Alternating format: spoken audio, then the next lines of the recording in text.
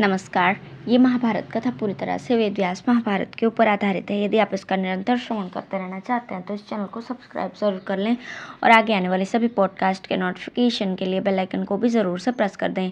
अब हम सुनेंगे बुद्धि की प्रशंसा, प्राणियों के तारतम्य, ज्ञान का साधन तथा उसकी महिमा। सुखदेव जी ने पूछा, पिताजी, जिसके द्वारा मनुष्य को जन्म और मृत्यु के बंधन से छुटकारा मिल जाता है, उस ज्ञान का क्या स्वरूप है? प्रवृत्ति धर्म से मुक्ति होती है या निवृत्ति धर्म से? मुझे बताइए। व्यास जी ने कहा, पुत्र, जो बुद्धिमान है वे ही खेलने के लिए स्थान और रहने के लिए घर बना सकते हैं। वे ही रोगों को पहचान कर उन पर ठीक ठीक दवा का प्रयोग कर सकते हैं। बुद्धि से ही अर्थ प्राप्त होता है और बुद्धि ही कल्याण करती है।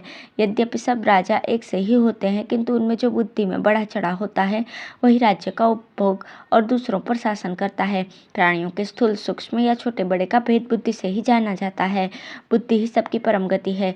संसार में जो नाना प्रकार के प्राणी हैं, उनके जन्म पर दृष्टि रखते हुए उन्हें जरायुज, अंडज, स्वेदज और उद्भिज, इन 4 भागों में विभक्त किया जाता है। स्थावर प्राणियों से जंगमों को श्रेष्ठ समझना चाहिए, क्योंकि उनमें चलने फिरने आदि की शक्ति होती है। जंगम जीवों में भी जो बहुत पैरों वाले और 2 पैरों वाले या 2 तरह के प्राणी होते हैं, इनमें बहुत पैरों वालों की उपेक्षा 2 पैर वाले श्रेष्ठ होते हैं। 2 पैर वालों के भी 2 भेद हैं, मनुष्य और खेचर। खेचरों से मनुष्य ही श्रेष्ठ है, क्योंकि उन्हें अन्न आदि भोगने की सुविधा प्राप्त है। मनुष्य भी 2 प्रकार के हैं, उत्तम और मध्यम। मध्यम मनुष्यों की अपेक्षा विशुद्ध ज्ञान प्राप्त करने के कारण उत्तम मनुष्य श्रेष्ठ है। मध्यम भी जाति धर्म का पालन करते हैं, इसलिए वे अधम मनुष्यों की अपेक्षा श्रेष्ठ हैं। मध्यम मनुष्यों के 2 भेद हैं, धर्म के ज्ञाता और धर्म के अनभिज्ञ। इनमें धर्मज्ञ ही श्रेष्ठ हैं, क्योंकि उनमें कर्तव्य और अकर्तव्य का विवेक होता है। धर्म के जानने वाले भी 2 प्रकार के होते हैं, वेद के जानकार और वेद को न जानने वाले। इनमें जो वेद के जानकार हैं वे उत्तम हैं, क्योंकि उनमें वेद प्रतिष्ठित है। वेद के जानकार भी 2 तरह के होते हैं, एक प्रवचन करने में कुशल और दूसरे नहीं। उनमें प्रवचन करने वाले ही श्रेष्ठ हैं, क्योंकि उन्हें वेद में बताए हुए संपूर्ण धर्मों का स्मरण रहता है तथा उनके द्वारा वैदिक कर्म, धर्म और उनके फलों का दूसरों को ज्ञान होता है। प्रवचन करने वाले विद्वान भी 2 प्रकार के हैं, एक आत्म तत्व को जानते हैं और दूसरे नहीं। इनमें आत्मज्ञ पुरुष ही श्रेष्ठ है, क्योंकि वे जन्म और मृत्यु के तत्व को समझते हैं। जो प्रवृत्ति और निवृत्ति रूप दोनों धर्मों को जानता है वही सर्वज्ञ, सर्ववेत्ता, त्यागी, सत्य संकल्प, सत्यवादी, पवित्र और शक्तिमान है। जो वेद शास्त्र का ज्ञाता है और तत्व का निश्चय करके ब्रह्म ज्ञान में स्थित हो गया है, उसे ही देवता लोग ब्राह्मण मानते हैं। पुत्र, जो लोग ज्ञानवान होकर बाहर और भीतर व्याप्त अधियज्ञ अर्थात परमात्मा और अधिदैवत अर्थात पुरुष का साक्षात्कार कर लेते हैं, वे ही देवता और वे ही द्विज हैं। उन्हीं में यह संपूर्ण विश्व प्रतिष्ठित है। उनके महात्म्य की कहीं तुलना नहीं है। वे जन्म, मृत्यु और कर्म की सीमा को लांघकर समस्त प्राणियों के अधीश्वर और स्वयंभू होते हैं। भीष्म जी कहते हैं, युधिष्ठिर, इस प्रकार महर्षि व्यास के उपदेश को सुनकर सुखदेव जी ने उसकी पूरी पूरी प्रशंसा की और मोक्ष धर्म के विषय में पूछने के लिए उत्सुक होकर इस प्रकार कहा, पिताश्री, प्रज्ञावान, वेदवेत्ता, याज्ञिक, दोष दृष्टि से रहित तथा शुद्ध बुद्धि वाला पुरुष प्रत्यक्ष और अनुमान से अज्ञात अलौकिक ब्रह्म को किस प्रकार प्राप्त होता है? तब ब्रह्मचर्य, सर्वस्व का त्याग, मेधा शक्ति, सांख्य अथवा योग, इनमें से किस साधन के द्वारा तत्व का साक्षात्कार होता है? मनुष्य मन और इंद्रियों को किस उपाय से एकाग्र कर सकता है? ये सब बातें बताने की कृपा कीजिए। व्यास जी ने कहा, पुत्र, विद्या, तप, इंद्रिय निग्रह और सर्वस्व त्याग के बिना कोई भी सिद्धि नहीं प्राप्त कर सकता। संपूर्ण महाभूत विधाता की पहली सृष्टि है, वे प्राणियों के शरीर से भरे हुए हैं। पृथ्वी से देह का निर्माण हुआ है, चिकनाहट और पसीने आदि जल के अंश हैं और अग्नि से नेत्र तथा वायु से प्राण और अपान उत्पन्न हुए हैं। नाक, कान आदि के छिद्र आकाश तत्व के स्वरूप हैं। चरणों में विष्णु, हाथों में इंद्र और उदर में अग्नि देवता भोक्ता रूप में स्थित रहते हैं। कानों में श्रोत्र इंद्रिय और दिशाएं हैं। जिह्वा में वाक इंद्रिय और सरस्वती देवता का निवास है। कान, त्वचा, नेत्र, जिह्वा और नासिका ये 5 ज्ञानेंद्रियां हैं और उन्हें विषय अनुभव का द्वारा बताया गया है। शब्द, स्पर्श, रूप, रस, गंध और ये इंद्रियों के विषय हैं। उन्हें इंद्रियों से पृथक समझना चाहिए। जैसे सारथी घोड़ों को अपने वश में रखकर उन्हें अपनी इच्छा अनुसार चलाता है, इसी प्रकार मन इंद्रियों को काबू में रखकर उन्हें स्वेच्छा से विषयों की ओर प्रेरित करता रहता है, किंतु हृदय में रहने वाला जीवात्मा उस मन पर भी सदा शासन किया करता है।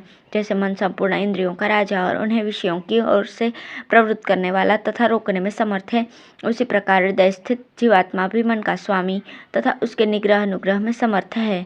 इंद्रियों के रूप, रस आदि विषय, स्वभाव, शीत उष्णादि धर्म, चेतना, मन, प्राण, अपान और जीव ये देहधारियों के शरीर में सदा मौजूद रहते हैं।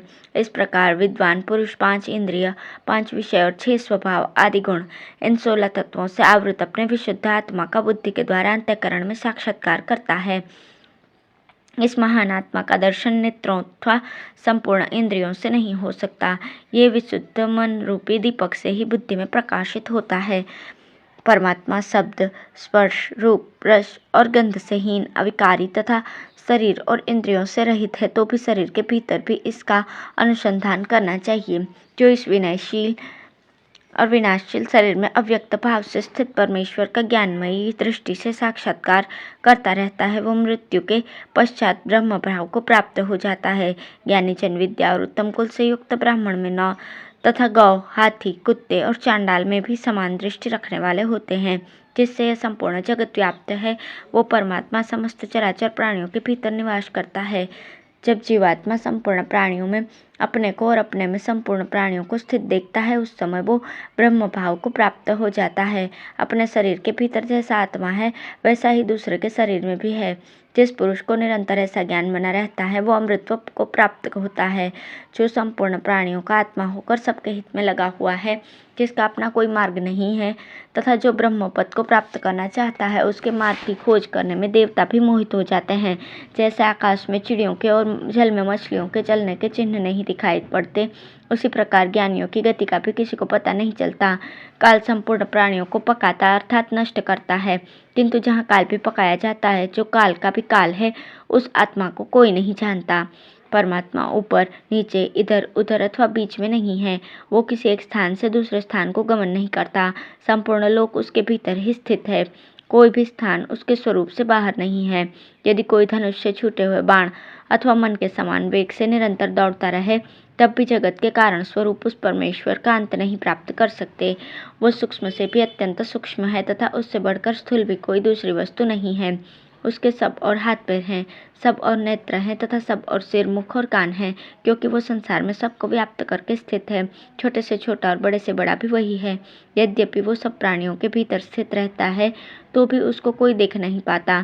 क्षर और अक्षर भेद से 2 प्रकार के पुरुष हैं। संपूर्ण भूत तो क्षर है अर्थात विनाशी है, और दिव्यामृत स्वरूप चेतनात्मा अक्षर अर्थात अविनाशी है।